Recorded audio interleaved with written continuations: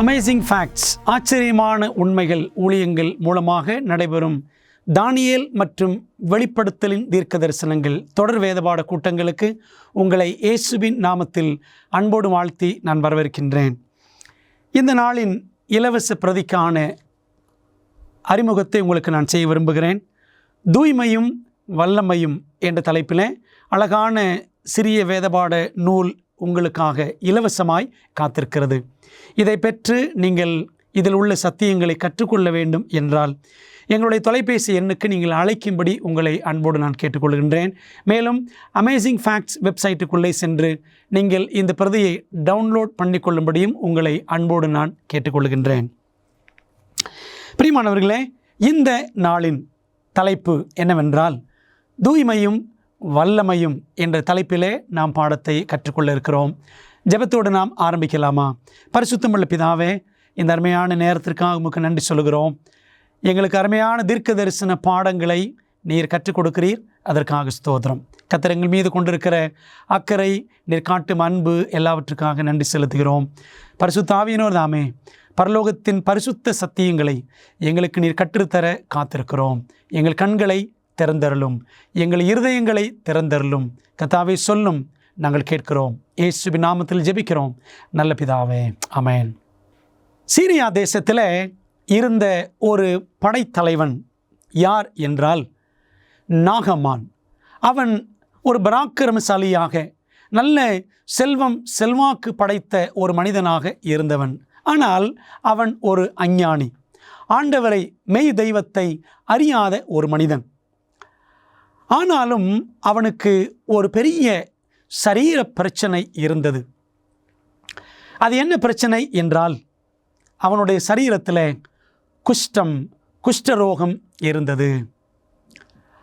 நாம் இந்த சம்பவத்தை 2 ராஜாக்கள் 5ஆம் அதிகாரத்தில் வாசிக்கிறோம். ஒரு பெரிய செல்வாக்கு படைத்த மனிதன், மாபெரும் படைத்தலைவன். ஆனால் அவனுக்கோ அந்த பரிதாபம், குஷ்டம் அவன் உடலிலே காணப்பட்டது. இப்படி அவன் மிகவும் தன்னுடைய நோயினாலே, குஷ்டரோகத்தினாலே அங்கலாய்த்து கொண்டிருந்த வேளையிலே அவனுக்கு அவனுடைய வீட்டிலே இருந்த இஸ்ரவேல் தேசத்தைச் சேர்ந்த ஒரு சிறு பெண், ஒரு பணிப்பெண் அவன் வீட்டிலே வேலை செய்து வந்தாள். இந்த நாகமான் படையெடுத்து சென்று யுத்தம் புரிந்த ஒரு காலகட்டத்தில் ஒருவேளை இந்த சிறு பெண்ணை அவன் கைதியாக கொண்டு வந்திருக்க வேண்டும். இந்த சிறு பெண் மூலமாக நல்ல ஆலோசனை இந்த படைத்தலைவனுக்கு கிடைத்தது. அதாவது இவள் தன் எஜமானுக்கு ஒரு ஆலோசனையை கொடுக்கிறாள். அது என்ன ஆலோசனை தெரியுமா? நாம் வேதாகமத்திலேயே வாசிக்கலாம். 2 ராஜாக்கள் 5ஆம் அதிகாரம் 3ஆம் வசனம். எலிசா தீர்க்கதரிசியினிடத்தில் போவாரானால் நலமாயிருக்கும், அவர் இவனுடைய குஷ்டரோகத்தை நீக்கி விடுவார் என்று அந்த சிறுபெண் நாகமானின் மனைவியினிடத்தில், நாச்சியாரிடத்தில் தெரியப்படுத்தினாள் என்று வேதாகமத்தில் வாசிக்கிறோம். நாச்சியார் என்றால் ஒரு மாபெரும் மனிதனுடைய மனைவியைத்தான் நாச்சியார் என்று சொல்லுவார்கள். அன்பான தேவ பிள்ளைகளே, இப்படி தன் மனைவியின் மூலமாக வந்த இந்த ஆலோசனையை எஜமான் நாகமான் ஏற்றுக்கொள்ளுகிறான். இந்த செய்தியை கேள்விப்பட்ட நாகமான் அந்த சிறுமி சொன்னாலே, இஸ்ரவேலிலே சமாரியாவுக்கு சென்று அங்கே எலிசா தீர்க்கதரிசியை பார்த்தால் அவர் எனக்கு சுகம் கொடுப்பார். நான் அவரை போய் பார்க்கும் பொழுது அவர் என்னை அன்போடு வரவேற்று எனக்கு மரியாதை செய்து என் நோயை அவர் கண்ணார நேருக்கு நேராக பார்த்து என்னை தொட்டு சுகமாக்குவார் என்று அவன் நினைத்தான். ஆனால் நாகமான் நினைத்தபடி எலிசா தன் வீட்டை விட்டு வெளியே வரவில்லை. நாகமானுடைய பிரச்சனை என்ன என்பதை நேரிலே பார்க்கவில்லை எலிசா. மாறாக எலிசா ஒரு வேலைக்காரனை அனுப்பி நாகமானிடத்தில் என்ன செய்ய வேண்டும் என்று சொன்னார். என்ன சொன்னார் தெரியுமா? எலிசா தன் வேலைக்காரன் மூலமாக நாகமானிடத்தில் வேதம் சொல்லுகிறது. 2 ராஜாக்கள் 5ஆம் அதிகாரம் 10ஆம் வசனம். நீ போய் யோர்தானில் 7 தரம் ஸ்நானம் பண்ணு, அப்பொழுது உன் மாம்சம் மாறி நீ சுத்தமாவாய் என்ற ஒரு சிகிச்சை முறையை எலிசா தன் வேலைக்காரன் மூலமாக நாகமானுக்கு தெரியப்படுத்தினார். ஆனால் நமக்கு கதை தெரியும். இந்த நாகமானுக்கு கோபம் உண்டாகிவிட்டது. நான் எவ்வளவு பெரிய படைத்தலைவன், இந்த எலிசா என்னை நேரிலே வந்து சந்திப்பார் என்று நினைத்தேன். ஆனால் ஒரு வேலைக்காரனை அனுப்பி என்னை இப்படி செய்ய சொல்லுகிறாரே, யோர்தானிலே போய் 7 தரம் நீ ஸ்நானம் பண்ணு என்று சொல்லுகிறாரே என்று அவன் கோபம் கொண்டவனாக திரும்பி செல்ல எத்தனித்தான். வேதம் சொல்லுகிறது, நாகமானின் படை வீரர்களில் ஒருவன் நாகமானை பார்த்து, ஐயா, உங்களிடத்தில் தீர்க்கதரிசி ஒரு பெரிய காரியத்தை சொல்லியிருந்தால் நீர் செய்திருப்பீர் அல்லவா? ஆனால் ஒரு சின்ன காரியத்தை செய்ய சொன்னதனால் நீர் ஏன் செய்யாமல் போகிறீர்? அதையும் செய்து பாருமே, உமக்கு சுகம் உண்டாக கூடும் என்று அந்த வேலைக்காரன் சொன்ன உடனே நாகமானுக்கு புத்தி வந்தது. அவன் என்ன செய்கிறான்? அப்படியா, நிச்சயமாக தீர்க்கதரிசி சொன்னதை நான் செய்தால் என்ன என்று அவன் ஏற்றுக்கொண்டு யோர்தான் நதியிலே அவன் ஒவ்வொரு முறையும், முதல் முறை, 2ஆம் முறை, 3ஆம் முறை என்று 6 தடவை வரை அவன் மூழ்கி பார்த்தான். சுகம் கிடைக்கவில்லை. 7ஆவது முறை எலிசா தீர்க்கதரிசி சொன்னது போலவே அவன் 7 முறையும் மூழ்கி எழுந்த பொழுது அவனுடைய சரீரம் ஒரு சிறு பிள்ளையின் மாம்சத்தை போல் மாறியது. ஒரு புதிய சரீரம் பெற்றவனாக அவன் யோர்தான் நதியை விட்டு வெளியே வந்தான். அவன் சுகம் பெற்றான் என்று வேதாகமம் சொல்லுகிறது. அன்பான தேவப்பிள்ளைகளே, வேதாகம காலங்களில் குஷ்டரோகம் என்பது ஒரு கொடுமையான வியாதி. அப்படி வியாதிப்பட்டவர்களை மக்கள் மத்தியிலிருந்து, சமுதாயத்திலிருந்து பிரித்து விடக்கூடிய ஒரு கொடுமையான நோய். அன்பான தேவப்பிள்ளைகளே, குஷ்டரோகத்தை போலவே இன்றைக்கு உலகமெங்கிலும் ஒரு கொடிய வியாதி மக்களை பீடித்திருக்கிறது. அது என்னவென்றால் பாவம் என்ற ஒரு வியாதிதான். பாவம் என்ற குஷ்டரோகத்திலிருந்து நீங்களும் நானும் கழுவப்பட வேண்டும். இந்த பாவம் எல்லாரையும் பிடித்திருக்கிறது. நம்ம எல்லாருமே பாவத்தினால் பாதிக்கப்பட்டிருக்கிறோம். பிரியமான தேவப்பிள்ளைகளே, நாம் எப்படி விடுதலை பெற முடியும்? நாம் எப்படி கழுவப்பட முடியும் என்று நம் மனதிலே கேள்வி எழுகிறது அல்லவா? யோர்தானிலே நாகமான் போய் 7 தரம் மூழ்கினான். அதே போல வேதாகமத்திலே புதிய ஏற்பாட்டுக்கு வந்தால் யோர்தானிலே ஒரு ஊழியக்காரர் அநேகருக்கு ஊழியம் செய்து கொண்டிருந்தார். நாம் தொடர்ந்து படிக்கலாமா? நம்முடைய வழக்கமான வேதபாட முறையை நாம் பின்பற்றி கேள்வி பதில் முறையிலே சத்தியங்களை படிக்கப் போகிறோம். எந்த புதிய ஏற்பாட்டின் தீர்க்கதரிசி யோர்தான் நதியிலே ஜனங்களை கழுவினான்? பழைய ஏற்பாட்டிலே எலிசா என்ன சொன்னார்? நாகமான் இடத்துல, நீ யோர்தான் நதியிலே போய் 7 தரம் ஸ்நானம் பண்ணு என்று சொன்னார். அதே போல புதிய ஏற்பாட்டிலே யோர்தான் நதியிலேயே இருந்து ஒரு தீர்க்கதரிசி ஊழியம் செய்தார். அவர் யார் தெரியுமா? மத்தேயு 3ஆம் அதிகாரம் 1ஆம் வசனம் சொல்லுகிறது, அந்நாட்களில் யோவான் ஸ்நானன் யூதேயாவின் வனாந்தரத்தில் வந்து என்று நாம் வாசிக்கிறோம். வந்து என்ன செய்தார்?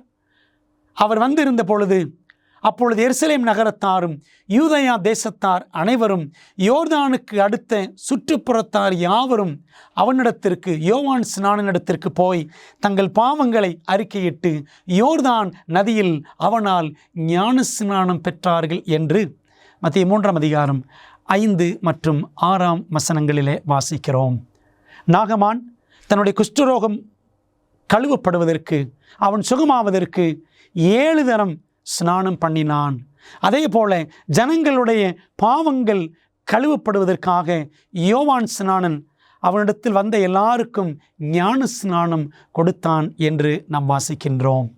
வேதத்தில் உள்ள எந்த மகிமையான சடங்கு பாவ குஷ்டத்தை கழுவி சுத்தம் செய்வதை அடையாளப்படுத்துகிறது? வேதாமத்தில் பாருங்கள், அப்போஸ்தலர் 22ஆம் அதிகாரம் 16ஆம் வசனம், நீ எழுந்து கர்த்தருடைய நாமத்தை தொழுது கொண்டு ஞான ஸ்நானம் பெற்று உன் பாவங்கள் போக கழுவப்படு என்று பவுலுக்கு சொல்லப்பட்டது. அன்பான தேவ பிள்ளைகளே, நம்ம எல்லாரும் பாவம் என்ற குஷ்டரோகத்தினால் நம்ம எல்லாரும் பீடிக்கப்பட்டிருக்கிறோம். எப்படி சுகமடைவது? பாவங்களிலிருந்து நாம் எப்படி கழுவப்படுவது?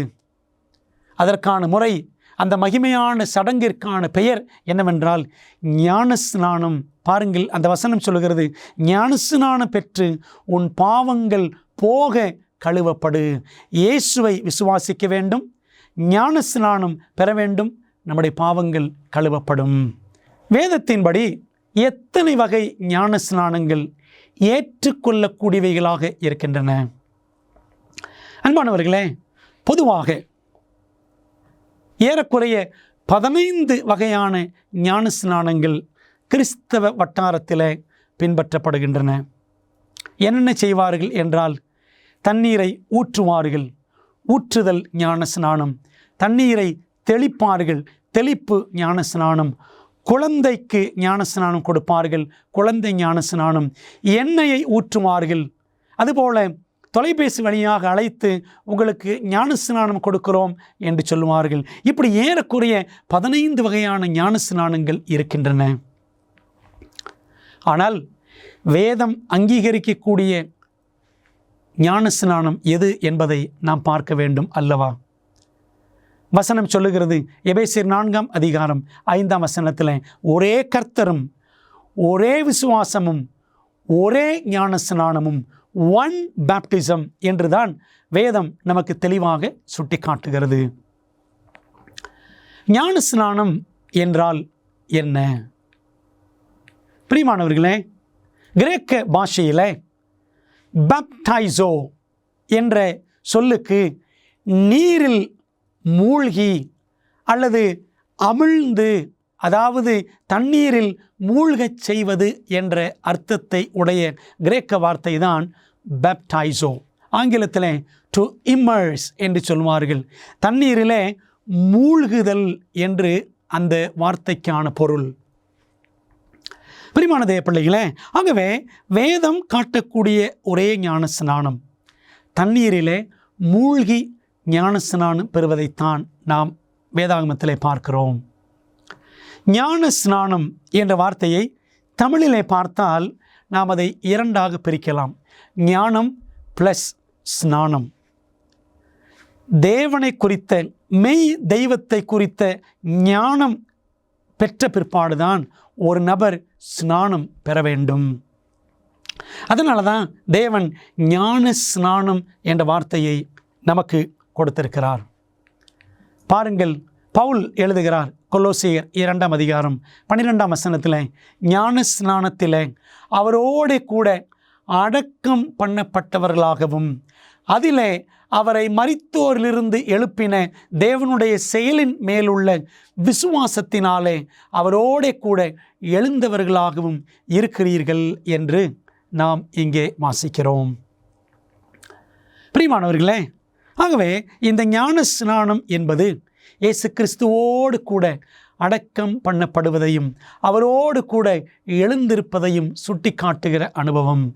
நமக்கு முன்மாதிரியான இயேசு கிறிஸ்து எவ்வாறு ஞானஸ்நானம் பெற்றார்? ஞானஸ்நானம் என்பது இயேசுவோடு சம்பந்தப்படுகிற ஒரு விஷயம் என்று நாம் கொலோசியர் 2:12 சற்று முன்பாக வாசித்தோம். அப்படியானால் இயேசு கிறிஸ்து எப்படி ஞானஸ்நானம் பெற்றார் என்பதை நாம் படிக்க வேண்டும் அல்லவா? வாருங்கள், வேதம் என்ன சொல்கிறது என்று பார்க்கலாம். மார்க் 1ஆம் அதிகாரம் 9 மற்றும் 10ஆம் வசனங்கள். இயேசு கலிலேயாவில் உள்ள நாசரேத்தூரிலிருந்து வந்து யோர்தான் நதியில் யோவானால் ஞானஸ்நானம் பெற்றார். அவர் ஜலத்திலிருந்து கரையேறின உடனே வானம் திறக்கப்பட்டது என்று வாசிக்கிறோம். பாருங்கள், யோவான் ஸ்நானன் இயேசு கிறிஸ்துவுக்கு ஞானஸ்நானம் கொடுக்கிறார். அப்படி ஞானஸ்நானம் பெற்றவர் எங்கே ஞானஸ்நானம் பெற்றார் என்றால் வசனம் சொல்லுகிறது, அவர் ஜலத்திலிருந்து கரையேறினார். அதாவது தண்ணீருக்குள்ளே இருந்து அவர் வெளியே வந்திருக்கிறார். என்ன அர்த்தம்? ஆண்டவர் இயேசு கிறிஸ்து தண்ணீரிலே மூழ்கி ஞானஸ்நானம் எடுத்திருக்க வேண்டும். அதனால தான் அவர் ஜலத்திலிருந்து கரையேறினார் என்று வாசிக்கிறோம். நீங்கள் யோவான் சுவிசேஷத்தில் நீங்கள் படித்து பாருங்கள். 3ஆம் அதிகாரத்தை வாசித்து பார்த்தால் 1ஆம் அதிகாரம் 3ஆம் அதிகாரம் ஆகிய இடங்களிலெல்லாம் யோவான் ஸ்நானன் ஞான ஸ்நானம் கொடுத்தான். யோர்தான் நதி கரையில் ஐனோன் என்ற இடத்துல சாலீம் என்ற ஒரு பகுதியில் அவன் ஞான ஸ்நானம் கொடுத்து கொண்டிருந்தான். ஆண்டவர் இயேசு கிறிஸ்துவும் அந்த யோர்தான் நதியில்தான் ஞான ஸ்நானம் பெற்றார் என்று, மூழ்கி ஞான ஸ்நானம் பெற்றார் என்பதை நமக்கு வேத வசனங்கள் தெளிவாக விளங்க காட்டுகின்றன. வேதாகமத்தில் இன்னொரு உதாரணத்தை பாருங்கள். பிலிப்பு என்ற ஒரு டீக்கன், சபை உதவிக்காரர், அப்போஸ்தலர் 6ஆம் அதிகாரத்தில் அவரை குறித்து வாசிக்கிறோம். அந்த மனிதன் எத்தியோப்பிய பொருளாளருக்கு, கந்தாகே என்பவளுடைய மந்திரியாய் இருந்த ஒரு மனிதன் எத்தியோப்பியன். அவன் ஒரு பொருளாளர். அவருக்கு எப்படி பிலிப்பு ஞானஸ்நானம் கொடுத்தார் வாசிக்கலாமா? வேதம் என்ன சொல்லுகிறது? அப்போஸ்தலர் 8:38 அப்பொழுது பிலிப்பும் மந்திரியும் ஆகிய இருவரும் தண்ணீரில் இறங்கினார்கள். ஒரு ரதத்தில் பிரயாணம் பண்ணி வந்து கொண்டிருக்கிறார் அந்த எத்தியோப்பிய பொருளாளர். ஆவியானவர் பிலிப்புவினிடத்தில் சொன்னார், நீ போய் அந்த மனுஷனுடைய ரதத்துடனே சேர்ந்து கொள் என்றார். ஆகவே ஆவியானவர் சொல் கேட்ட பிலிப்பு வேகமாய் ஓடிப்போய் அந்த ரதத்தோடு சேர்ந்து கொண்டு, ஏசாயா 53ஆம் அதிகாரத்தின் அடிப்படையில், அதை ஏற்கனவே வாசித்து கொண்டிருந்தார் அந்த எத்தியோப்பிய பொருளாளர். அதன் அடிப்படையில் இயேசுவை எடுத்து சுவிசேஷமாக பிலிப்பு அந்த மனிதனிடத்தில் கூறின உடனே இயேசுவை ஏற்றுக்கொண்ட அந்த மனிதன் ஞானஸ்நானம் பெற வேண்டும் என்று அவன் ஆவல் கொண்டான். வசனம் சொல்லுகிறது பாருங்கள், இருவரும் தண்ணீரில் இறங்கினார்கள். பிலிப்பு அவனுக்கு ஞானஸ்நானம் கொடுத்தான். அந்த எத்தியோப்பிய மனிதன், அந்த ஆப்பிரிக்க மனிதனுக்கு முழுக்க ஞானஸ்நானத்தை பிலிப்பு கொடுத்தார் என்று வேதாகமத்தில் வாசிக்கிறோம். 8ஆம் அதிகாரம் 39ஆம் வசனம் சொல்லுகிறது, அப்போஸ்தலர் நடபடிகள், அவர்கள் தண்ணீரில் இருந்து கரை ஏறின பொழுது கர்த்தருடைய ஆவியானவர் பிலிப்பை கொண்டு போய்விட்டார். தண்ணீரில் இருந்து கரை ஏறினார்கள். அப்போ என்ன அர்த்தம்? தண்ணீருக்குள்ளே இறங்கி அவர்கள் ஞான ஸ்நானத்திற்கு ஆயத்தப்பட்டிருக்க வேண்டும். பிலிப்பு தண்ணீரிலே மூழ்க வைத்து அந்த மனிதனுக்கு ஞான ஸ்நானம் கொடுத்திருக்க வேண்டும். ஆக பிரியமானவர்களே, அந்த எத்தியோப்பிய பொருளாளர் முழுக்க ஞான ஸ்நானத்தை வேதாகமத்தில் பெற்றிருக்கிறார் என்பதை நாம் பார்க்கின்றோம்.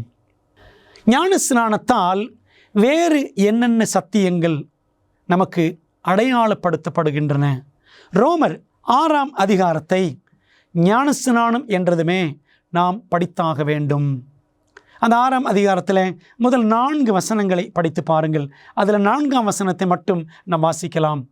மேலும் பிதாவின் மகிமையினாலே கிறிஸ்து மரித்தோரிலிருந்து எழுப்பப்பட்டது போல நாமும் புதிதான ஜீவன் உள்ளவர்களாய் நடந்து கொள்ளும்படிக்கு அவனுடைய மரணத்திற்குள்ளாக்கும் ஞான ஸ்நானத்தினாலே கிறிஸ்து உடனே கூட அடக்கம் பண்ணப்பட்டோம். தொடர்ந்து வசனம் சொல்லுகிறது, ஆதலால் அவருடைய மரணத்தின் சாயலில் நாம் இணைக்கப்பட்டவர்களானால் அவர் உயிர்த்தெழுதலின் சாயலிலும் இணைக்கப்பட்டிருப்போம் என்று ரோமர் 6ஆம் அதிகாரம் 4 மற்றும் 5ஆம் வசனங்கள் நமக்கு உணர்த்துகின்றன. இந்த ஞான ஸ்நானத்தில் நாம் பார்க்கிறோம், ஆண்டவர் இயேசு கிறிஸ்துவினுடைய மரணம், புதைக்கப்படுதல், உயிர்த்தெழுதல் ஆகிய 3 காரியங்கள் அடங்கி இருக்கிறதை நாம் பார்க்கிறோம். ஞானஸ்நானம் பெறும்பொழுது தண்ணீரிலே ஒரு நபர் அப்படியே மல்லாக்க அவர் மூழ்கடிக்கப்படுகிறார். மூழ்கப்படக்கூடிய அந்த மனிதன், ஞானஸ்நானம் பெறக்கூடிய மனிதரை தண்ணீரிலே முழுக வைத்து பிற்பாடு அவரை தண்ணீரை விட்டு எழுப்புகிறோம். அன்பானவர்களே, ஆகவே அந்த தண்ணீரிலே மூழ்கச் செய்யக்கூடிய காரியமானது மரணத்தை சுட்டி காட்டுகிறது. ஆண்டவர் இயேசு கிறிஸ்து எனக்காக மரித்தார். ஆகவே நானும் என்னுடைய பாவங்களுக்காக மரிக்கிறேன் என்ற அடையாளம்தான் தண்ணீரிலே முழுகுதல். அப்படி முழுகும் பொழுது அந்த நபர் தண்ணீரிலே முற்றிலுமாய் அவர் புதைக்கப்படுகிறார் சில வினாடிகளுக்கு. அப்படி தண்ணீரிலே புதைக்கப்படும் பொழுது என்ன அர்த்தம் அப்படின்னா, என்னுடைய பழைய வாழ்க்கையை, பாவ வாழ்க்கையை நான் புதைக்கின்றேன், என்னுடைய பாவ வாழ்க்கைக்கு நான் மரிக்கின்றேன். ஆண்டவர் இயேசு கிறிஸ்து நம்முடைய பாவங்களுக்காக மரித்தார் அல்லவா? அப்படி தண்ணீரிலே தண்ணீரிலே மூழ்கிய பிற்பாடு அந்த நபரை தண்ணீரை விட்டு வெளியே எழுப்ப வேண்டும். ஆண்டவர் இயேசு கிறிஸ்துவும் நமக்காக மரித்து அவர் கல்லறையிலே வைக்கப்பட்டு 3ஆம் நாளிலே உயிரோடு அவர் எழுந்தார். அதே போல நாமும் பழைய வாழ்க்கைக்கென்று மரித்து புதிதான ஜீவனுள்ளவர்களாய் நாம் நடக்கும்படி மறுபடியும் ஆவிக்குரிய ஜீவன் பெற்று நம் ஆண்டவருக்காக வாழும்படி எழுந்திருக்கிறோம் என்பதைத்தான் ஞானஸ்நானம் நமக்கு சுட்டி காட்டுகிறது. ஆகவே ஒரு நபர் ஞானஸ்நானம் பெறும் பொழுது இயேசுவின் மரணம், இயேசுவின் அடக்கம் பண்ணப்படுதல், இயேசுவின் உயிர்த்தெழுதல் ஆகிய 3 காரியங்களுமே ஞானஸ்நானத்தில் அடங்கியிருக்கிறது என்பதை அவர் புரிந்து கொள்வார். ஆக பிரியமானவர்களே, ஞானஸ்நானம் என்பது ஏதோ வெறும் சடங்கு என்று மாத்திரம் நினைத்து விடக்கூடாது. ஞானஸ்நானம் எவ்வளவு முக்கியமானது வாசிக்கலாமா? மார்க்கு 16ஆம் அதிகாரம் 16ஆம் வசனத்தில் இயேசுவே சொல்லியிருக்கிறார், விசுவாசம் உள்ளவனாகி ஞானஸ்நானம் பெற்றவன் ரட்சிக்கப்படுவான், விசுவாசியாதவனோ ஆக்கினைக்குள்ளாக தீர்க்கப்படுவான். ஆண்டவர் இயேசு கிறிஸ்துவை விசுவாசித்து ஞானஸ்நானம் பெறுகிறவர்களுக்கு ரட்சிப்பு உண்டு என்று இயேசுவே சொல்லியிருக்கிறதை நாம் பார்க்கின்றோம். பிரியமான தேவ பிள்ளைகளே, மேலும் இரட்சகர் இயேசு ஞானஸ்நானம் குறித்து என்ன சொல்லியிருக்கிறார்?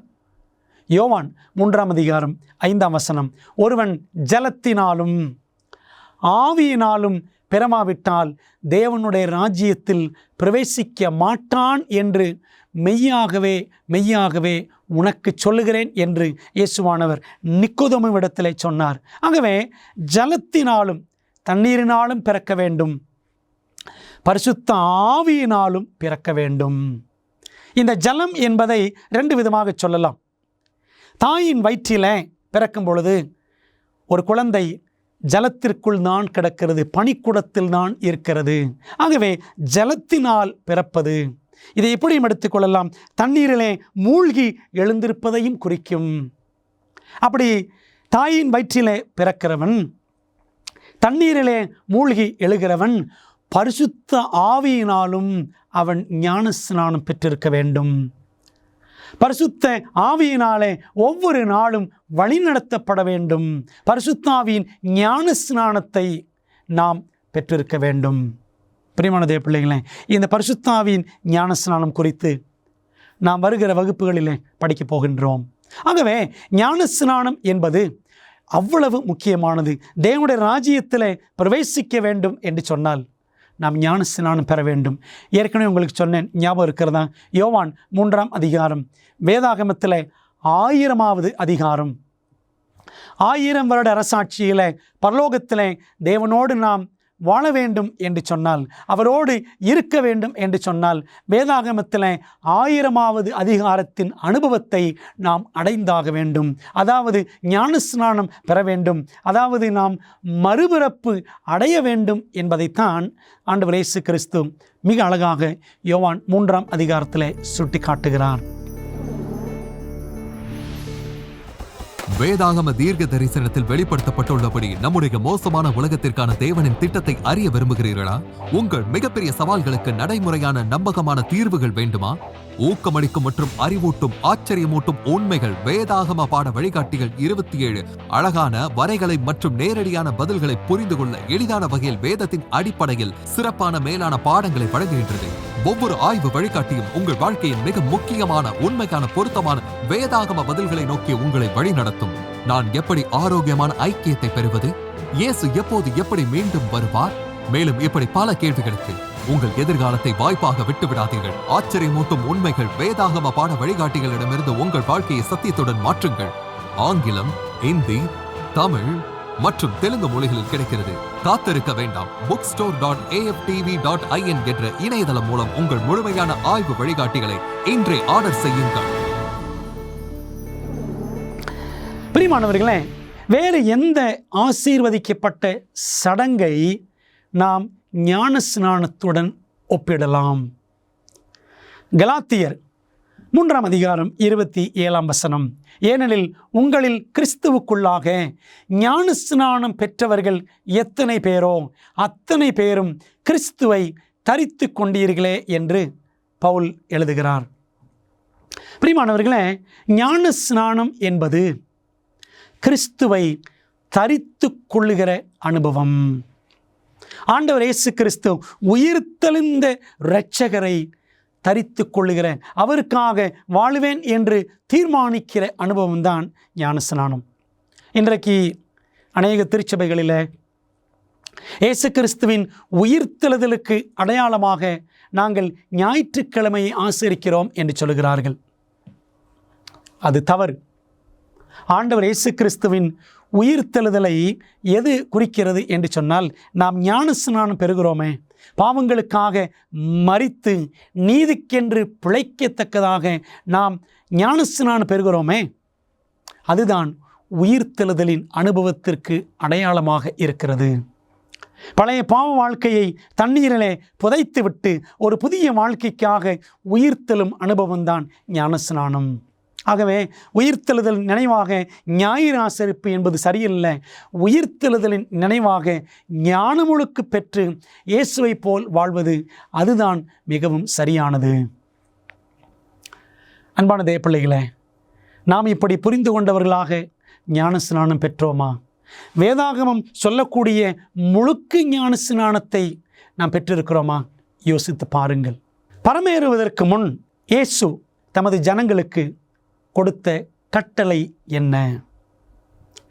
பாருங்கள், வேதாகமத்தில் வாசிக்கிறோம். மத்தேயு 28:19, ஆகையால் நீங்கள் புறப்பட்டு போய் சகல ஜாதிகளையும் சீஷராக்கி பிதா குமாரன் பரிசுத்த ஆவியின் நாமத்திலே அவர்களுக்கு ஞானஸ்நானம் கொடுத்து என்று ஆண்டவர் சொன்னார். ஆண்டவர் இயேசு கிறிஸ்து பரலோகம் செல்வதற்கு முன்பாக அவர் கொடுத்த மாபெரும் ஊழிய கட்டளை என்னவென்றால், புறப்பட்டு போங்கள், எல்லாருக்கும் சத்தியங்களை சொல்லுங்கள், பிதா குமாரன் பரிசுத்த ஆவியின் நாமத்தினாலே ஞானஸ்நானம் கொடுங்கள். என்ன ஞானஸ்நானம்? முழுக்கு ஞானஸ்நானம். தண்ணீரிலே மூழ்கி முழுவதுமாய் தண்ணீருக்குள்ளே மூழ்கடிக்கப்பட்டு எடுக்கிற ஞானஸ்நானம். இந்த ஒரே ஒரு ஞானஸ்நானம் தான் வேதாகமம் அங்கீகரிக்கிற, பரலோகம் ஆமோதிக்கிற ஞானஸ்நானம். மற்ற எந்த ஞானஸ்நானமும் பைபிள் படி சரி என்று சொல்ல முடியாது. இந்த ஒரே ஒரு ஞானஸ்நானம், முழுக்கு ஞானஸ்நானத்தை மட்டும்தான் பரிசுத்த வேதாகமம் அங்கீகரிக்கிறது. ஞானஸ்நானத்தின் போலியான கருத்துக்கள் அனைத்தும் எங்கிருந்து தோன்றின? ஞானஸ்நானம் என்று எடுத்துக்கொண்டாலே இன்றைக்கி நிறைய போலியான ஞானஸ்நான வகைகள் இருக்கின்றன. பாருங்கள், ஆண்டவர் சொல்லுகிறார் மார்க்கு 7 அதிகாரம் 8 வசனத்தில், நீங்கள் தேவனுடைய கட்டளையை தள்ளிவிட்டு மனுஷனுடைய பாரம்பரியத்தை கை கொண்டு வருகிறவர்களாய் என்று இயேசு சொன்னார். ஆண்டோடைய கட்டளை அப்புறப்படுத்தப்பட்டு மனிதர்களுடைய பாரம்பரியங்கள் எல்லாம் சபைக்குள்ளே ஏறக்குறைய கிபி 3ஆம் நூற்றாண்டிலிருந்தே நுழைய ஆரம்பித்து விட்டன. கான்ஸ்டன்டைன் என்ற ரோம சக்கரவர்த்தியின் காலத்தில் எத்தனையோ விதமான அஞ்ஞான பழக்க வழக்கங்கள் சபைக்குள்ளே புகுந்து விட்டன. சரித்திரம் சொல்லுகிறது, கிபி 1311ஆம் வருஷம் ராவண்ணா ஆலோசனை சங்கத்தில் கூடி வந்த சபையின் பிதாக்கள் எல்லாரும் ஒன்று கூடி என்ன தீர்மானம் செய்தார்கள்? தெளிப்பு ஞானஸ்நானம், போரிங் டைப் ஆஃப் பேப்டிசம், ஊற்றுதல் ஞானஸ்நானம், ஸ்ப்ரிங்கிளிங் டைப் ஆஃப் பேப்டிசம், தண்ணீரை தெளிப்பது, தண்ணீரை ஊற்றுவது, இப்படியெல்லாம் செய்து உங்களுக்கு ஞானஸ்நானம் கொடுக்கிறோம் என்று சொல்லக்கூடிய பழக்க வழக்கத்தை அந்த 14ஆம் நூற்றாண்டிலிருந்து சபைக்குள்ளே புகுத்தி விட்டார்கள். ஆனால் பிரியமானவர்களே, அதிகாரப்பூர்வமான ஞானஸ்நானம், ஒரு கிறிஸ்தவனுக்கு அதிகாரப்பூர்வமான போதனை எங்கிருந்து வருகிறது என்றால் பைபிளில் இருந்து தான் வருகிறது. பரிசுத்த ஆவியானவர் தான் கற்றுக் கொடுக்க வேண்டும். எந்த ஒரு ஆலோசனை சங்கத்திலோ எந்த ஒரு கமிட்டியிலோ சத்தியங்கள் தீர்மானிக்கப்படுவதில்லை. கமிட்டியிலே அல்லது ஆலோசனை சங்கங்களிலே பாரம்பரியங்களை கொண்டு வரலாம். ஆனால் பிரியமானவர்களே, பாரம்பரியங்கள் நம்மை ரட்சிக்காது. பாரம்பரியங்கள் என்பது மனிதனால் ஏற்படுத்தப்பட்டது. அப்படித்தான் இந்த தண்ணீர் ஊற்றுதல் ஞானஸ்நானம், தண்ணீர் வைத்து தெளிக்கும் ஞானஸ்நானம், இன்னும் குழந்தை ஞானஸ்நானம் போன்ற வேதத்தில் சொல்லப்படாத எல்லாவித போலியான ஞானஸ்நானங்களும் சபைக்குள்ளே புகுந்தன. பிரியமான தேவ பிள்ளைகளே, தேவனுடைய சத்தியத்திற்கு மேலாக மனிதனுடைய போதனைகளை வைப்பதை குறித்து வேதாகமம் என்ன கூறுகிறது பாருங்கள். மத்தேயு 15ஆம் அதிகாரம் 9ஆம் வசனத்திலே வாசிக்கிறோம். மனுஷருடைய கற்பனைகளை உபதேசங்களாக போதித்து வீணாய் எனக்கு ஆராதனை செய்கிறார்கள் என்று ஏசாயா தீர்க்கதரிசி நன்றாய் சொல்லியிருக்கிறான் என்று இயேசு சொன்னார். மத்தேயு 15:9. ட்ரெடிஷன் ஆர் ட்ரூத், பாரம்பரியமா சத்தியமா, எது முக்கியம் என்பதை நாம் தான் ஜெபத்தோடு தீர்மானிக்க வேண்டும். கலாத்தியர் 1:8 வாசிக்கிறோம். நாங்கள் உங்களுக்கு பிரசங்கித்த சுவிசேஷத்தை அல்லாமல் நாங்களாவது வானத்திலிருந்து வருகிற ஒரு தூதனாவது வேறொரு சுவிசேஷத்தை உங்களுக்கு பிரசங்கித்தால் அவன் சபிக்கப்பட்டவனாய் இருக்க கடவன். அன்பான தேவ பிள்ளைகளே, அடியேனும் உங்களுக்கு இந்த சத்தியங்களை வேதத்தின் அடிப்படையில் கற்றுக் கொடுத்து வருகின்றேன். கர்த்தருக்கு மகிமை உண்டாவதாக.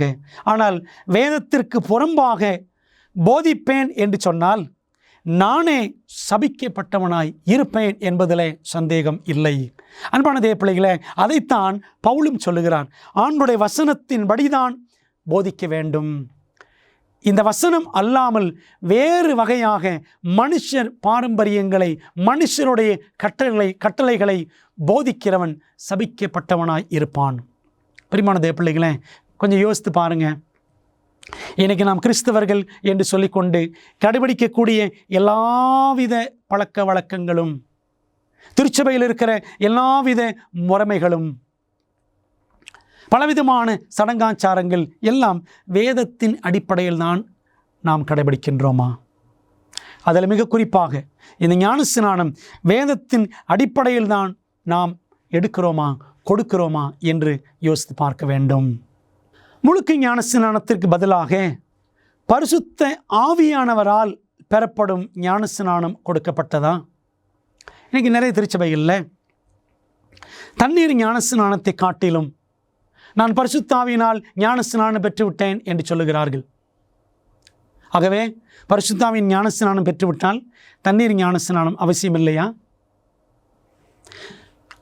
யோவான் ஸ்நானன் சொல்லும் பொழுது கூட, நான் உங்களுக்கு ஜலத்தினால் ஞானஸ்நானம் கொடுக்கிறேன், எனக்கு பின் ஒருவர் வருகிறார், அவர் உங்களுக்கு பரிசுத்த ஆவியினாலும் அக்கினியினாலும் ஞானஸ்நானம் கொடுப்பார் என்று யோவான் ஸ்நானன் சொன்னார். பிரியமானவர்களே, தண்ணீர் ஞானஸ்நானம் முதன்மைப்படுத்தப்பட்டிருக்கிறதை நாம் யோவானின் அனுபவத்திலிருந்தே பார்க்கிறோம். வேதம் என்ன சொல்லுகிறது பாருங்கள். பேதுரு அவர்களை நோக்கி, நீங்கள் மனம் திரும்பி ஒவ்வொருவரும் பாவ மன்னிப்புக்கென்று இயேசு கிறிஸ்துவின் நாமத்தினாலே ஞானஸ்நானம் பெற்றுக்கொள்ளுங்கள். அப்போஸ்தலர் 2:38. அப்பொழுது பரிசுத்த ஆவியின் வரத்தை பெறுவீர்கள்.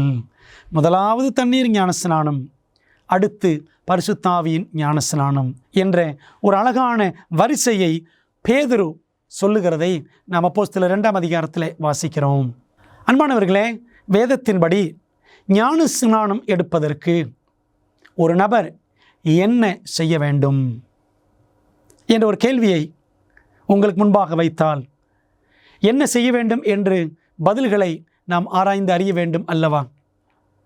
பார்க்கலாம். மத்தேயு 28:19-20 இயேசு சொன்னார், நீங்கள் புறப்பட்டு போய் எல்லாரையும் சீஷராக்கி, சகல ஜாதிகளும் சீஷராக்கி, நான் உங்களுக்கு உபதேசித்த யாவையும் சகல உபதேசங்களையும் அவர்களுக்கு கற்றுக் கொடுங்கள் என்று இயேசு சொன்னார். ஆக முதலாவது இயேசுவின் போதனைகளை புரிந்து கொள்ள வேண்டும். அடுத்தபடியாக மார்க்கு 16:16 வாசிக்கிறோம், இயேசுவின் எல்லா போதனைகளையும் விசுவாசிக்க வேண்டும், விசுவாசம் உள்ளவனாகி ஞானஸ்நானம் பெற்றவன் ரட்சிக்கப்படுவான். ஆண்டவர் இயேசு கிறிஸ்துவினுடைய போதனைகள் எல்லாம் கற்றுக்கொள்ள வேண்டும்.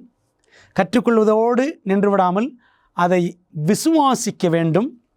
மூன்றாவது, அப்போஸ்தலர் 2:38 வாசிக்கிறோம், இப்பொழுது வாசித்தோம் அல்லவா, நீங்கள் எல்லாரும் மனம் திரும்ப வேண்டும், பழைய பாவங்களை விட்டு மனம் திரும்ப வேண்டும், தேவனை விட்டு என்னை பிரிக்கக்கூடிய எந்த பாவத்தையும் எல்லா பாவத்தையும் விட்டு விலக வேண்டும். மனம் பாவத்தின் மேல் இருக்கிறது என்று சொன்னால் அந்த பாவத்திலிருந்து விலகிவிட வேண்டும். அதுதான் மனம் திரும்புதல். சத்தியங்களை கற்றுக்கொள்ள வேண்டும், சத்தியங்களை விசுவாசிக்க வேண்டும், பாவத்திலிருந்து மனம் திரும்ப வேண்டும். நான்காவதாக, பாவத்திலிருந்து விலகுவதற்கு நம்மை ஒப்படைக்க வேண்டும். ரோமர் 6 அதிகாரம் 5-6 வசனங்கள், லூக்கா 3:7-8 ஆகிய வசனங்கள் எல்லாம் படித்து பாருங்கள். அங்கே வாசிக்கிறோம், நம்முடைய பாவங்களை நாம் என்ன செய்ய வேண்டும்? உணர்ந்து ஒத்துக்கொண்டு நாம் விலக வேண்டும். ரோமர் 6 அதிகாரத்தில் வசனம் 6 பாருங்கள், நாம் இனி பாவத்துக்கு ஊழியம் செய்யாதபடிக்கு பாவ சரீரம் ஒளிந்து போகும் பொருட்டாக நம்முடைய பழைய மனுஷன் அவரோடு கூட சிலுவையில் அறையப்பட்டதென்று அறிந்திருக்கிறோம். இனிமேல் நான் இயேசுவுக்கு ஊழியம் செய்வேன், பாவத்திற்கு ஊழியம் செய்ய மாட்டேன் என்று நாம் நம்மை ஒப்படைக்க வேண்டும். அடுத்தபடியாக கிறிஸ்துவை சொந்த இரட்சகராக ஏற்றுக்கொண்டு மறுபிறப்பின் அனுபவத்தை நாம் பெற வேண்டும். யோவான் 3 அதிகாரம் 3 மற்றும் 5 வசனங்கள் ஏற்கனவே படித்திருக்கிறோம். நாம் ஜலத்தினாலும் ஆவியினாலும் ஞானஸ்நானம் பெற வேண்டும் என்று பார்த்தோம் அல்லவா? ஆகவே ஞானஸ்நானம் பெறுவதற்கு இந்த படிநிலைகள் ஒவ்வொன்றையும் நாம் கடந்து வர வேண்டியது மிகவும் அவசியம். பொதுவாகவே எல்லாருக்கும் இன்னொரு கேள்வி எழும்புவது வழக்கம். ரீபேப்டிசம், மீண்டும் ஒரு முறை ஞானஸ்நானம் எடுக்கலாமா? ஏற்கனவே நான் எடுத்து விட்டேன், மறு ஞானஸ்நானம் சரியா என்று அநேகர் கேள்வி கேட்பது உண்டு. இதற்கு வேதாகமத்தில் என்ன ஆதாரம் இருக்கிறது என்றும் கேட்பார்கள். அப்போஸ்தலர் நடபடிகள் 19 அதிகாரம் 2 மற்றும் 3 வசனங்கள், பவுல் எபேசு என்ற பட்டணத்திற்கு வந்த பொழுது அங்கே 12 சீஷர்களை அவர் சந்திக்கிறார். அவர்களை பார்த்து பவுல் கேட்ட கேள்வி, நீங்கள் விசுவாசிகளான போது பரிசுத்த ஆவியை பெற்றீர்களா என்று கேட்டான். இந்த 12 பேரும் எபேசு பட்டணத்தில் இருந்து இயேசுவை ஏற்றுக்கொண்டவர்கள். நீங்கள் பரிசுத்த ஆவியை பெற்றீர்களா, நீங்கள் விசுவாசிகளான போது பரிசுத்த ஆவியை பெற்றீர்களா என்று கேட்டான். அதற்கு அவர்கள் பரிசுத்த ஆவி உண்டென்பதை நாங்கள் கேள்விப்படவே இல்லை என்றார்கள். அப்பொழுது அவன், அப்படியானால் நீங்கள் எந்த ஞானஸ்நானம் பெற்றீர்கள் என்றான். அதற்கு அவர்கள், யோவான் கொடுத்த ஞானஸ்நானம் பெற்றோம் என்றார்கள். அப்பொழுது பவுல், யோவான் தனக்கு பின் வருகிறவராகிய கிறிஸ்து இயேசுவில் விசுவாசிகளாய் இருக்க வேண்டும் என்று ஜனங்களுக்கு சொல்லி மனம் திரும்புதலுக்கேற்ற ஞானஸ்நானத்தை கொடுத்தானே என்றான். அதை கேட்டபோது அவர்கள் கர்த்தராகிய இயேசுவின் நாமத்தினாலே ஞானஸ்நானம் பெற்றார்கள் என்று வாசிக்கிறோம். மனம் திரும்புதலுக்கேற்ற ஞானஸ்நானத்தை யோவான் ஸ்நானினிடத்திலே பெற்றிருந்த அவர்கள் பரிசுத்த ஆவியை குறித்து அவர்கள் கேள்விப்படவில்லை, பரிசுத்த ஆவியை குறித்து அவர்கள் படிக்கவில்லை. அது அவர்களுக்கு புதியதொரு சத்தியமாக இருந்தது. அன்பான தேவப்பிள்ளைகளே, ஒருவேளை எதற்காக மறுஞான ஸ்நானம் எடுக்கலாம் என்றால், முதலாவது காரியம், நான் கிறிஸ்தவனாக இருந்து என்னுடைய கிறிஸ்தவ ஆவிக்குரிய அனுபவத்திலிருந்து நான் தடம் புரண்டு போய் பாவத்திற்குள்ளே உலகத்திற்குள்ளே விழுந்து வழிதப்பி போனேன், மீண்டும் ஆண்டவரிடத்திலே வர விரும்புகிறேன் என்று வாஞ்சிக்கிறவர்கள் மறுஞான ஸ்நானம் பெறலாம். மட்டுமல்ல, நான் படித்திருக்கிற புதிய சத்தியம், இந்த சத்தியம் எனக்கு தெரியவில்லையே, நான் இதை கடைபிடிக்காதவனாக இதுவரைக்கும் வாழ்ந்து வந்திருக்கிறேன், இந்த சத்தியம் இப்பொழுதுதான் எனக்கு தெரிந்திருக்கிறது, நான் இதற்கு ஏற்ப கீழ்ப்படிந்து நான் நடப்பேன், உதாரணமாக 10 கட்டளைகள். 10 கட்டளைகளை பற்றி எனக்கு தெரியாது. ஓய்வு நாள் 7ஆம் நாளாகிய சனிக்கிழமை எனக்கு தெரியாது. இந்த சத்தியங்களை நான் கடைபிடிக்க வேண்டும் என்று நீங்கள் ஒப்பு கொடுப்பீர்கள் என்று சொன்னால் மறு ஞான ஸ்நானம் எடுப்பது தவறில்லை. பாருங்கள், பவுல் குறித்து நாம் வாசித்தோம். அப்போஸ்தலர் 19 அந்த 12 பேர் பரிசுத்தாவி குறித்து கேள்விப்படவே இல்லை. அந்த பரிசுத்தாவி குறித்து சத்தியத்தை பெற்ற பிற்பாடு அவர்கள் மறு ஞான ஸ்நானம் பெற்றார்கள். அன்பான தேவப்பிள்ளைகளே, நமக்கு தேவன் ஒரு விசேஷித்த வெளிச்சத்தை கொடுக்கும் பொழுது, நாம் அது நிமித்தம் உணர்வு அடையும் பொழுது மறு ஞான ஸ்நானம் பெறலாம். வேதாகமம் அதை ஆமோதிக்கிறது. ஞான ஸ்நானத்திற்கும் ஒருவர் சபையின் அங்கத்தினராக சேர்வதற்கும் ஏதேனும் தொடர்பு இருக்கிறதா?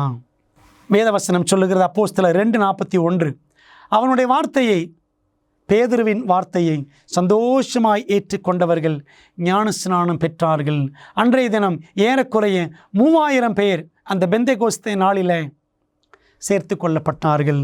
கிறிஸ்தவ சபையுடன் சேர்த்து கொள்ளப்பட்டார்கள். உண்மைதான், ஞான ஸ்நானம் ஒரு நபர் எடுக்கும் பொழுது it's an entrance into church family.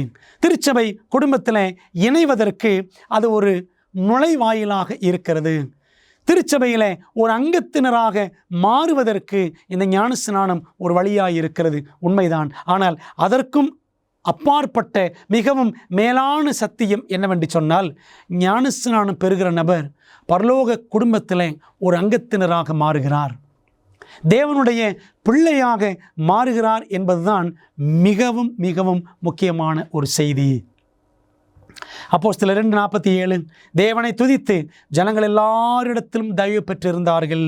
ரட்சிக்கப்படுகிறவர்களை கர்த்தர் அனுதினமும் சபையிலே சேர்த்து கொண்டு வந்தார். ஞானஸ்நானம் பெற்ற பிள்ளைகள் அநேகர் சபையிலே சேர்த்து கொள்ளப்பட்டே இருந்தார்கள், சேர்த்து கொள்ளப்பட்டு கொண்டே இருந்தார்கள் என்பதை நாம் அழகாக புரிந்து கொள்கிறோம். பிரியமான தேவ பிள்ளைகளே, அதனால தான் அப்போஸ்தலனாகிய பவுல் சொல்லுகிறார் கொலோசியர் 3:15, நீங்கள் ஒரே சரீரமாக அழைக்கப்பட்டீர்கள். ஞானஸ்நானம் பெறக்கூடிய எல்லாரும் கர்த்தராகிய இயேசு கிறிஸ்துவினுடைய சரீரமாகிய சபையோடு ஒன்றாக இணைக்கப்படுகிறார்கள். ஆகவே ஞானஸ்நானம் அத்தனை அவசியமானது. பிரியமானவர்களே, பல நேரங்களில் யோசித்து பாருங்கள், இந்த சத்தியங்கள் எல்லாம் படிக்காமலேயே ஆண்டவருடைய வேதத்தின் ஞானத்தை பெறாமலேயே ஏதோ பெயருக்காக, ஏதோ கணக்குக்காக, கல்யாணத்திற்காக, மேலும் பற்பல காரணங்களுக்காக, படிப்புக்காக, வேலைக்காக, சலுகைகளுக்காக ஞானஸ்நானம் எடுப்பது இன்றைய நாட்களில் ஒரு வழக்கமாக ஒரு சிலருக்கு காணப்படுகிறது. ஆனால் பிரியமானவர்களே, அப்படியெல்லாம் இல்லாதபடிக்கு சத்தியத்தை தெளிவாக கற்று, முறையாக கற்று, நமது ஜீவியத்தை ஆண்டவருக்கென்று ஒப்பு கொடுத்து எடுக்கக்கூடிய ஞானஸ்நானம்தான் அர்த்தமுள்ள ஞானஸ்நானமாக இருக்கும். ஆண்டவருக்கு மகிமை சேர்க்கிற ஞானஸ்நானமாக இருக்கும். நம்முடைய இருதயத்திற்கு ஆறுதல் அளிக்கக்கூடிய, நம்முடைய ஆவிக்குரிய வாழ்க்கைக்கு ஆரோக்கியம் அளிக்கக்கூடிய ஒரு ஞானஸ்நானமாக இருக்கும். பிரியமான தேவ பிள்ளைகளே, ஒருவேளை இந்த சத்தியங்களெல்லாம் படிக்காமல் ஏனோ தானோ வென்று அரைகுறையாக ஞானஸ்நானம் எடுத்திருக்கிறீர்களா? அப்படியானால் இந்த சத்தியங்களை முழுமையாக கற்று, நான் படிக்க போகிற இந்த 24 சத்தியங்களையும் 24 வேத பாடங்களையும் நன்றாக கற்று ஞானமுழுக்கு பெறுவோம் என்று சொன்னால் நம்முடைய கிறிஸ்தவ வாழ்க்கை எவ்வளவு அர்த்தமுள்ளதாக மாறும் என்று நீங்கள் எண்ணி பாருங்கள். ஒருவேளை நான் ஞானஸ்நானத்தை மறுத்தால் நான் யாருடைய ஆலோசனையை மறுக்கிறேன்? ஞானஸ்நானம் அதெல்லாம் முக்கியமல்ல என்று நாம் நினைத்து விடக்கூடாது. பாருங்கள், லூக்கா 7:30 பரிசேயரும் நியாய சாஸ்திரிகளுமோ அவனாலே ஞானஸ்நானம் பெறாமல் தங்களுக்கு கேடு உண்டாக தேவனுடைய ஆலோசனையை தள்ளிவிட்டார்கள் என்று லூக்கா 7:30 வாசிக்கிறோம். யோவான் ஸ்நானன் அநேகருக்கு ஞானஸ்நானம் கொடுத்தார். அவர் செய்திகளை, சத்தியங்களை சொல்லும் பொழுது வந்த யூதர்களில் அநேகர் பரிசேயர், நியாய சாஸ்திரிகள் அவங்க என்ன பண்ணாங்களா?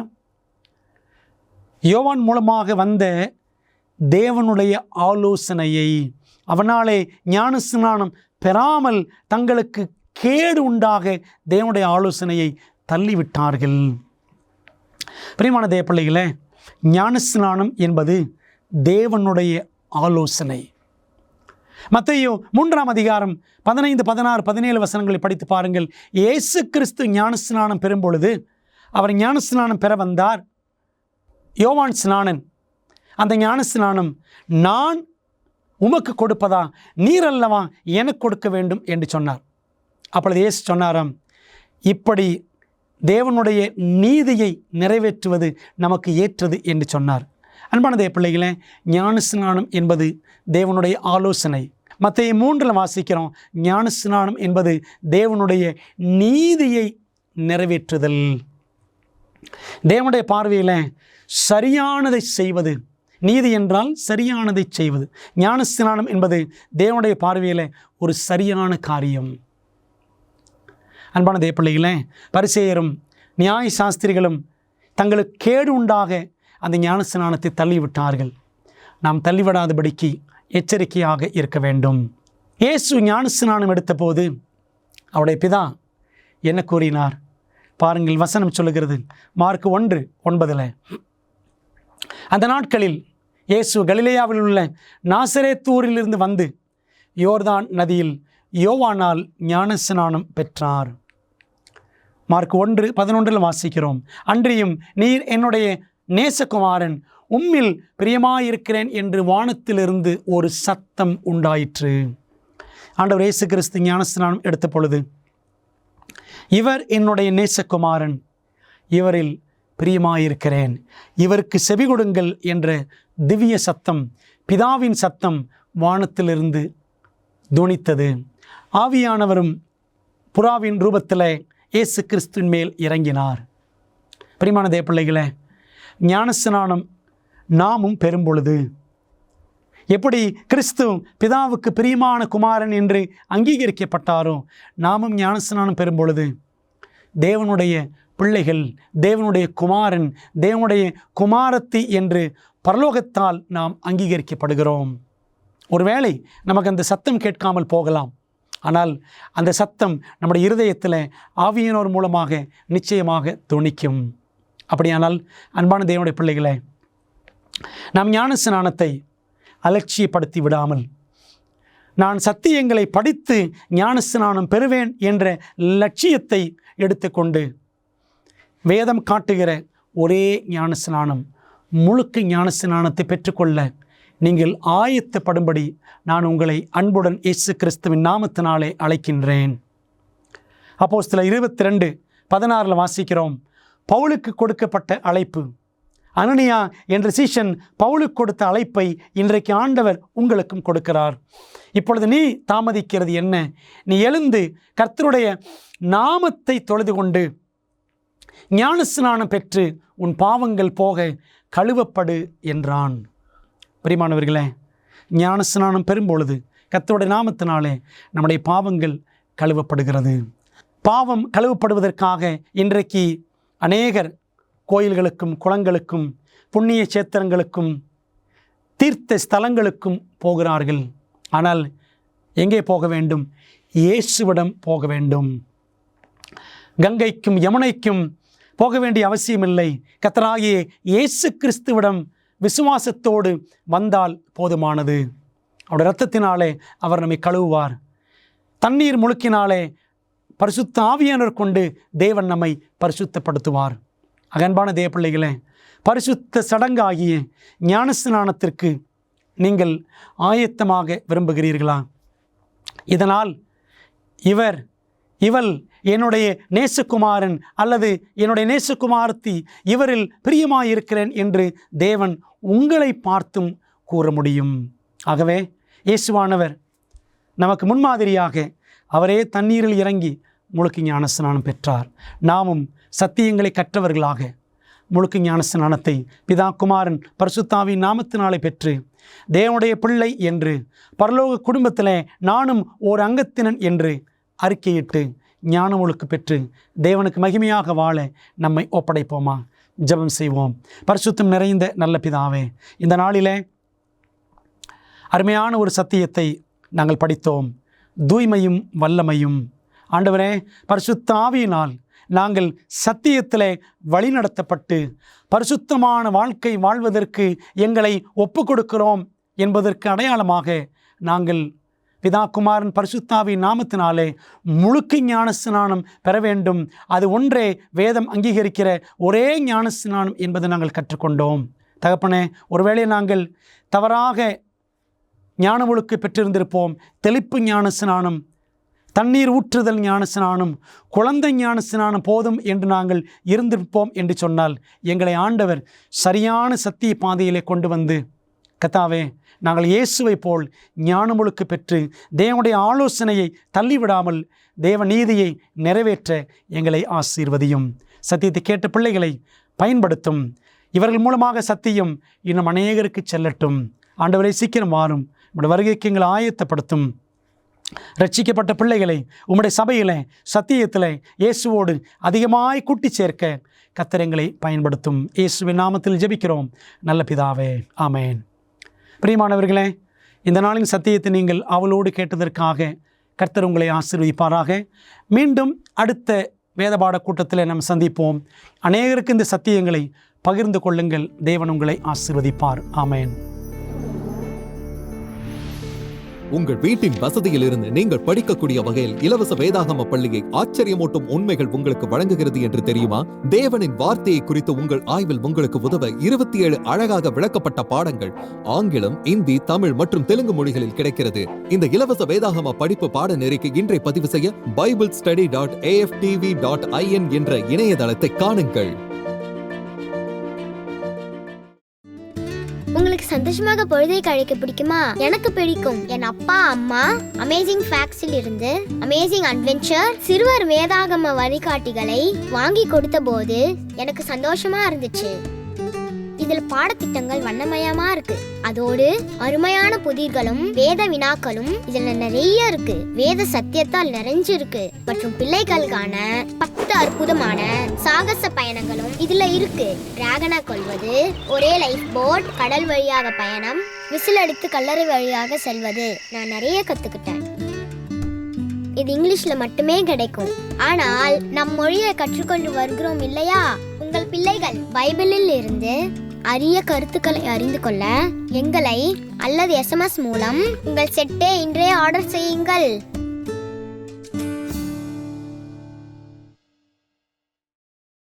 வேத பாட ஆராய்ச்சியில் போதுமான ஆச்சரியமான உண்மைகளை ஆய்வு செய்ய விருப்பமா? சத்தியம் நிறைந்த இந்த நிகழ்ச்சியை நீங்கள் சந்தோஷமாக காண அடுத்த வாரம் வரை காத்திருக்க வேண்டியதில்லை. இதன் அற்புதமான உண்மைகளை AFTV.org ஊடக நூலகத்தில் காணலாம். AFTV.org-இல் நீங்கள் காணொளி மற்றும் கேளலை விளக்க காட்சிகள் அனைத்தையும் அதனுடன் அச்சிடப்பட்ட உள்ளடக்கத்தையும் இலவசமாக பெறலாம். வாரத்தில் 7 நாட்களும் 24 மணி நேரமும் உங்கள் கணினி அல்லது மொபைல் சாதனத்தில் இருந்து பெற முடியும். AFTV.org-ஐ பார்வையிடுங்கள்.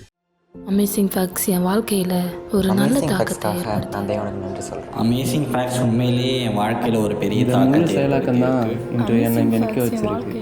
நான் குற்றப்படுத்தப்படலை, ஆனால் அதை குறித்து சந்தோஷம். நான் வேதாகமத்தை படிக்க ஆரம்பித்தேன். நான் செவந்திரி அட்வென்டிஸ்ட் சபையில் ஒரு அங்கமாக ஞானஸ்நானம் கொடுத்த ஜீவனை குறித்து இன்னும் அநேக காரியங்கள் இருக்க வேண்டும். கொடுக்கப்பட்ட செய்தி மிகவும் வல்லமை வாய்ந்ததாக இருந்தது. அமேசிங் ஃபேக்ட்ஸ் 55 வருடங்களுக்கு மேலாக தேவனுடைய நற்செய்தி உலகமெங்கும் அறிவித்து வருகிறது. அப்புறமா அமேசிங் ஃபேக்ட்ஸ்க்கு இடையில லோகோ வரும். இதற்கு முன்பாக நிறைய பேர் பேசுகிறத நான் கேள்விப்பட்டிருக்கிறேன். ஆனால் இவர் பேசுகிறத முதன்முறையாக நான் கேட்டேன். இவர் ஏதோ ஒன்றை குறித்து சொல்லும்போது நான் உடனே வேதத்தை எடுத்து அதை கண்டுபிடிக்கணும்னு ஆசைப்பட்டேன். ஏன்னா நான் இதுக்கு முன்பாக அதை பற்றி நான் கேள்வியே பட்டதில்லை. எனவே நான் வேத பாடங்களை படிக்க துவங்கினேன். நான் உட்பட இங்கு இருக்கும் ஒவ்வொரு நபரும் மாற்றம் பெற துவங்கினோம். கடவுளே, எனக்கு ஏன் இப்படி நடந்தது என்பது என் வாழ்க்கையில் ஒரு கேள்வியாக இருந்தது. தேவன் என்னத்தை பேசினாரு. நான் உண்மையாகவே அவர்தான் என் தகப்பன் என்பதை கண்டேன். நான் என் வாழ்க்கையில் எல்லாத்தையும் இழந்தேன். இப்போதான் ஆண்டவர் என் வாழ்க்கையில் இல்லைங்கிறதே நான் உணர்ந்தேன். நான் ஒரு தீர்க்க தரிசன பாட வகுப்புக்கு சென்றேன். அது என்னை சுக்குநூறாக உடைத்தது. இச்செய்தி மிகவும் வல்லமை வாய்ந்ததும் மறுக்க முடியாத உண்மையுமாக இருந்தது. இது மிகவும் ஆச்சரியமாக உள்ளது. இந்த வேத பாடங்களை படித்ததால் உங்கள் மனதிலே கேள்விகள் இருக்கின்றனவா? அப்படியானால் உங்கள் கேள்விகளை திரையில் தெரியும் எண்ணை பயன்படுத்தி எங்களுக்கு தெரியப்படுத்துங்கள். இல்லை என்றால் உங்கள் கேள்விகளை info@aftv.in என்ற முகவரிக்கு மின்னஞ்சல் செய்யுங்கள். வேதாகமத்தை தொடர்ந்து கற்றுக்கொள்ளும் பொழுது கர்த்தர் உங்களை ஆசீர்வதிப்பாராக. 50 வருடங்களுக்கும் மேலாக அமேசிங் ஃபேக்ட் ஊழியங்கள் நற்செய்தியை உலகம் முழுவதும் பகிர்ந்து கொண்டிருக்கிறது. இயேசுவின் சித்தத்தின்படி அனைத்து மக்களுக்கும் நித்திய சுவிசேஷத்தை அறிவித்துக் கொண்டிருக்கிறது. உங்கள் ஜெபத்திற்கும் ஆதரவிற்கும் நன்றி.